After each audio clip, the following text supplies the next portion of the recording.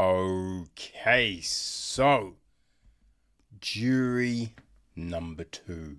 This is the brand new film from Clint Eastwood. It is written by Jonathan Abrams. It is produced by Matt Skinner, Peter Albrecht, Tim Moore, Jessica Meyer, Adam Goodman, and Clint Eastwood. It's executive produced by Jeremy Bell, David M. Bernstein, and Ellen Goldsmith-Vane. Mark Mancina took care of the music. Yves Belanger was on cinematography. David S. Cox and Joel Cox edit the piece, with Jeffrey Miklat taking care of the casting. Production design is Ronald R. Reese. Art direction is Gregory G. Sandoval. Christopher Carlson and Christy Suffield was set decoration. Hair, makeup, we have Jay Wejby, Jan Rooney, Anna Maria Rea, Karen Feger, Heather Pate Burke, Alistair King, Kimberly Felix, Wanda Edwards, Patricia Dahani, Kimberly Cutter Williams, Kay Cantrell, and Randall Burke. So our cast. Right, we have got Nicholas Hoult as Justin Kemp. His wife, Alison Crewson, is played by Zoe Deutch. We've got Faith Kilbrew, played by Toni Collette. Vince is played by hold on, let me get some better information. So no, Chris Messina is Eric Resnick, right? So Collette plays a assistant district attorney, and Messina is the public defender. Right, so Kiefer Sutherland plays Larry Lasker.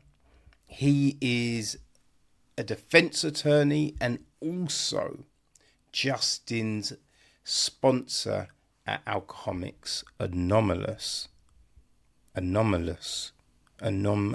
You know. We got James Michael Sive. He is our suspect. He's played by Gabrielle Basso.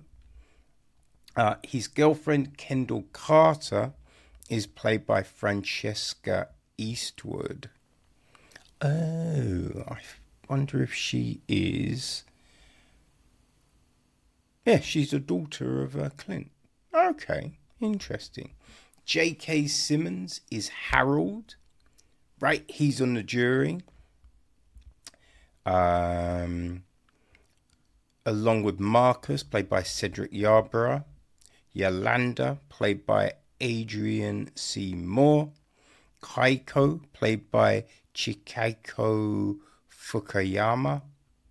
Irene, played by Zeli Avadopoulos. And Brody, played by Drew Shude.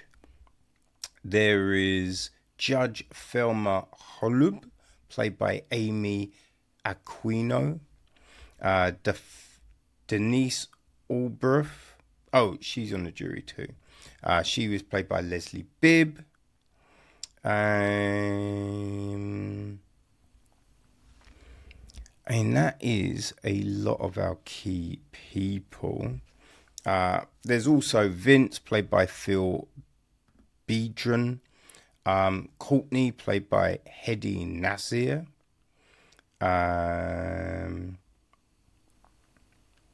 We've got Faith's campaign manager, played by Melanie Harrison.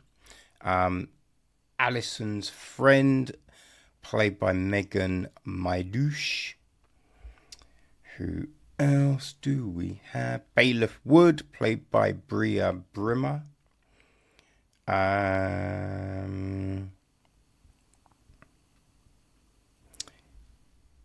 Eli, played by Onyx Serrano. Luke, played by Jason Covello. Nellie, played by Rebecca Kuhn. The bartender at the Hideaway, played by Caitlin E. Newberry. Yeah, I would say that is probably our key group of people. All right, so the gist of the film is this. Family man Justin Kemp, who, while serving as a juror in a high-profile murder trial, finds himself struggling with a serious moral dilemma, one he could use to sway the jury verdict and potentially convict or free the wrong killer. Dum, dum, dum. So, supposedly, this was reported as being Eastwood's last directorial effort. I mean, he's 94. So you could understand if this was his last film, right? So yeah, that was a big reason. I was like, yeah, I should see this film. Plus, Eastwood does make some good films. You know what I mean? There's no denying good actor, good director, right? So there's all of that, right? And I do like a courtroom drama. You know what I mean? Like The West Wing was fantastic. There's the Runaway Jury, A Few Good Men. Like there's a good bunch that are just great. A Time to Kill, right? So yeah, I was all about this, right? And we start off, we meet Justin and God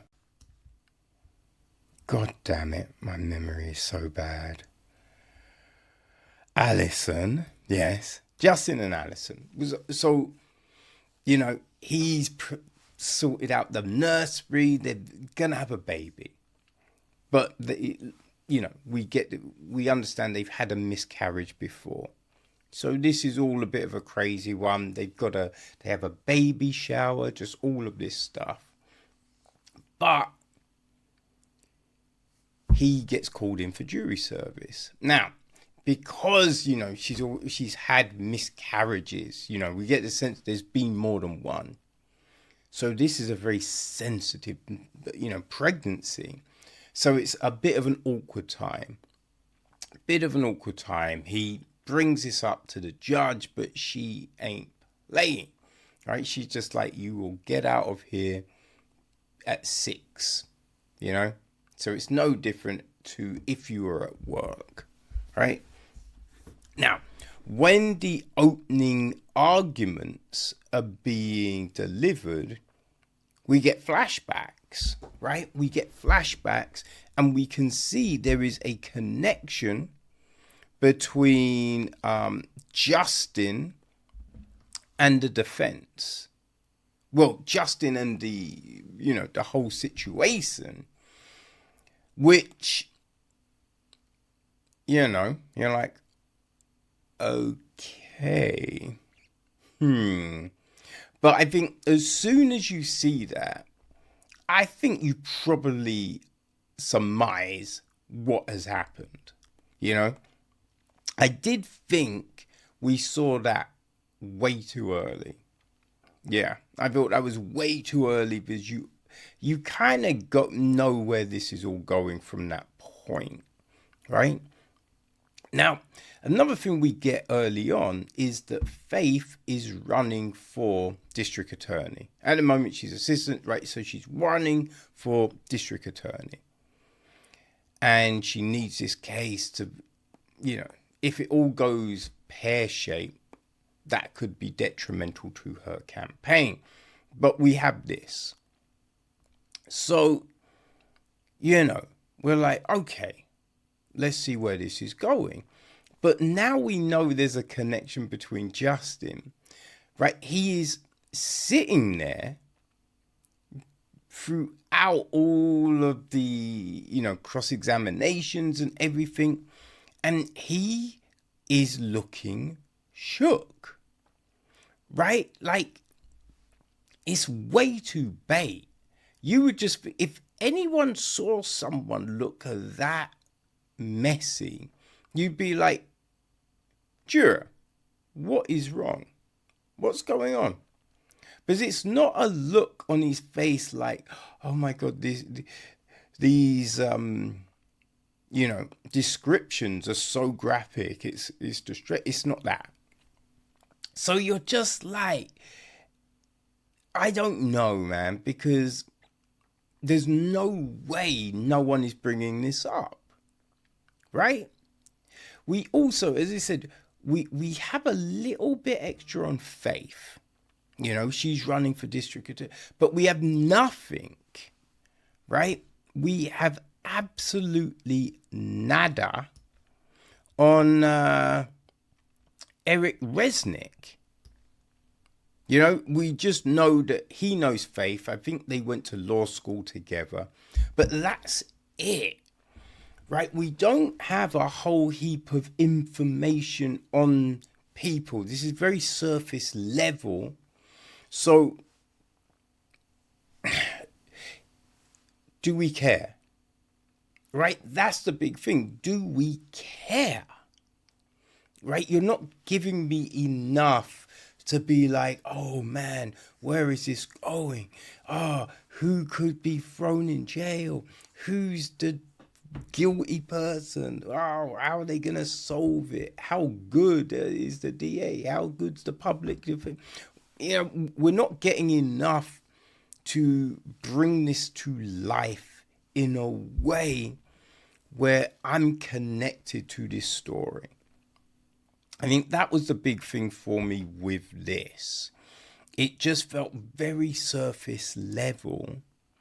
And then we have these things where, like, I wasn't convinced by Justin talking with the other jurors, right? Trying to manipulate and all of that. Wasn't really convinced by it, Because I think you have to be sold like, fuck.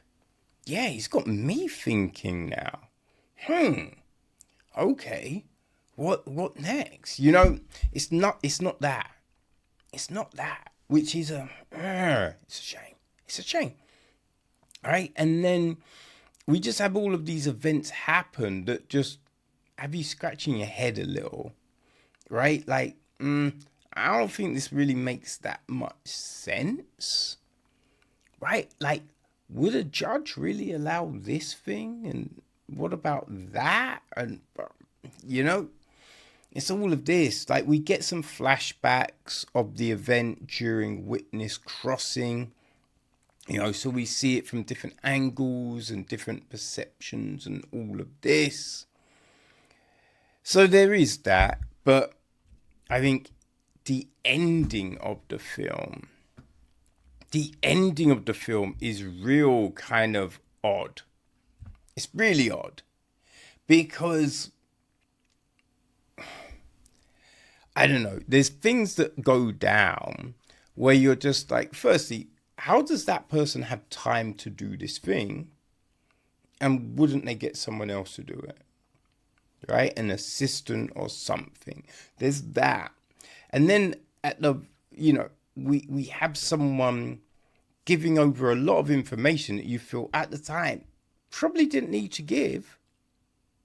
Right? Probably didn't need to give. And by doing so, and then we get this bit where it's just like, would it be that person though? Right? Would it be that person? As you kind of feel, yeah, It'd be different. It'd be different. It's just very odd.